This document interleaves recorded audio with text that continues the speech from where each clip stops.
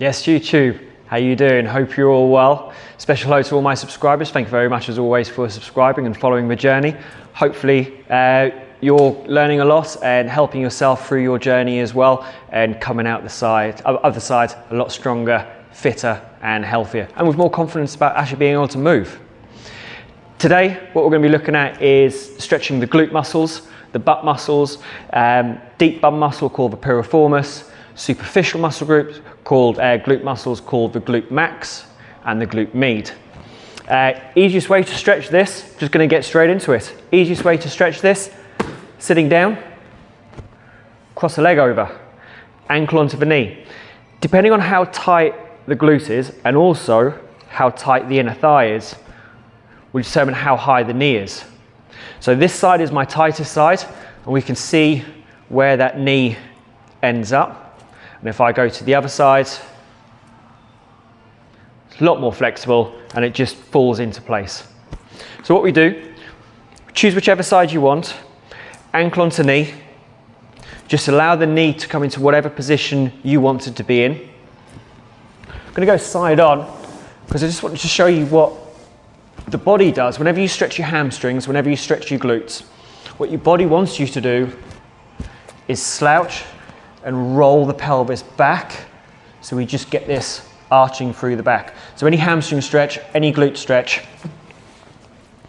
if we get into position, you're not going to feel much. So before you get into the movement, lift yourself up, and you can actually use your back muscles or use your arms to pull against the leg to lift the chest up.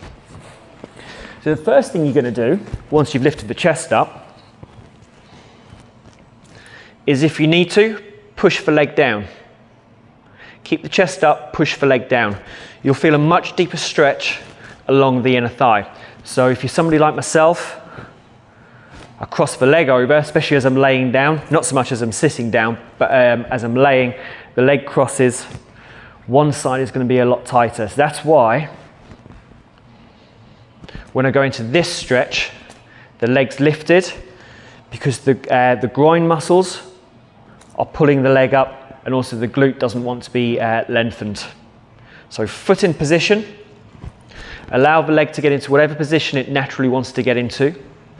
Lift the chest, tighten the back. You're actually going to have to contract your back muscles to keep you in that position, because the more you try and stretch, the more your body's going to want you to come out of optimal alignment.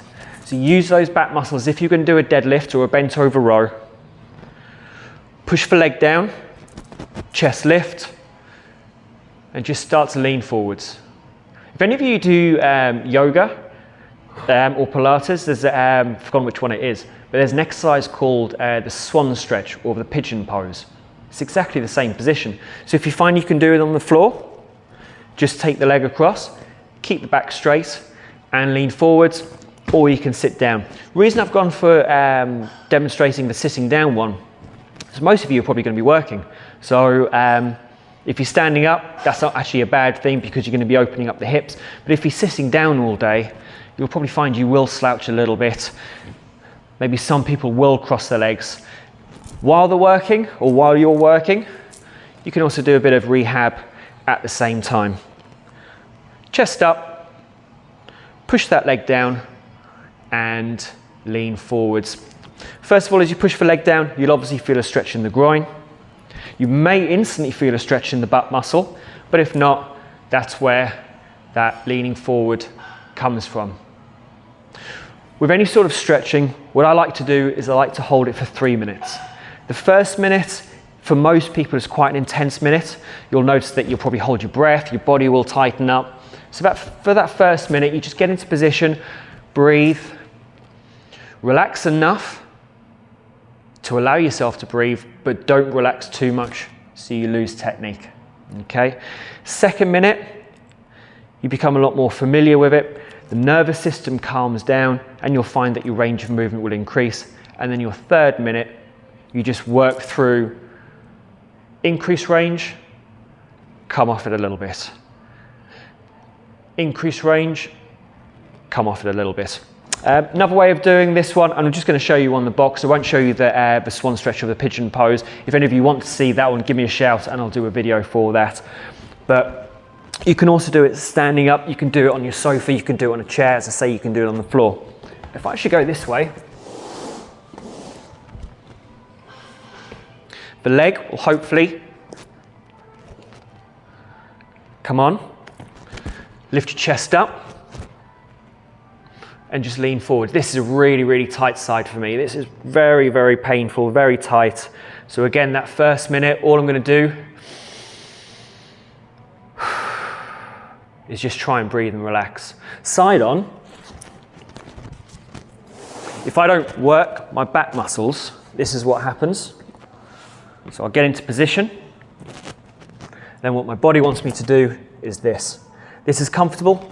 I don't really feel a stretch in the butt muscle, but then as soon as I lengthen and I try and bring that lower back down and the chest up,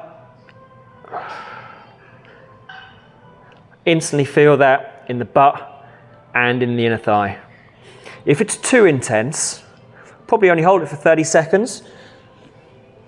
Come out carefully, give yourself a rest for 30 seconds, then go back in again, go for a minute, have a rest for a minute, go back in 90 seconds, have a rest, probably only for a minute, and then build it up to 2 minutes, and then build it up to 3 minutes. Stretching is just like lifting weights. You're stressing the nervous system.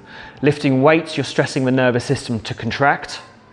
Stretching, you're stressing the nervous system to allow it to relax. What you don't do is try and pull muscles apart. The more you try and pull muscles apart, the more your nervous system will get scared or nervous, and it will actually start to contract back with more force. So you can actually find that after a stretching session, if it's too intense, you could come away feeling as though it's a little bit sore than before, a little bit worse than before. Just ease yourself into it. Do it often. Do small amounts, 2 or 3 times a day, every single day. Okay? Don't need to do a lot. Don't need to do it intensely. You just do need to do a lot of it.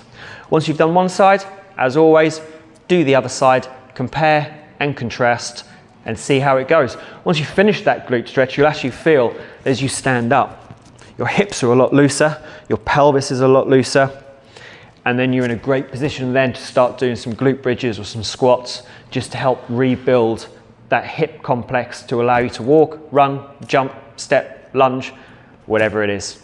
Okay, hope it made sense. Until next time, if you need anything, as always, give me a shout, like, subscribe, send it off to a friend if you know somebody who could actually benefit from this video.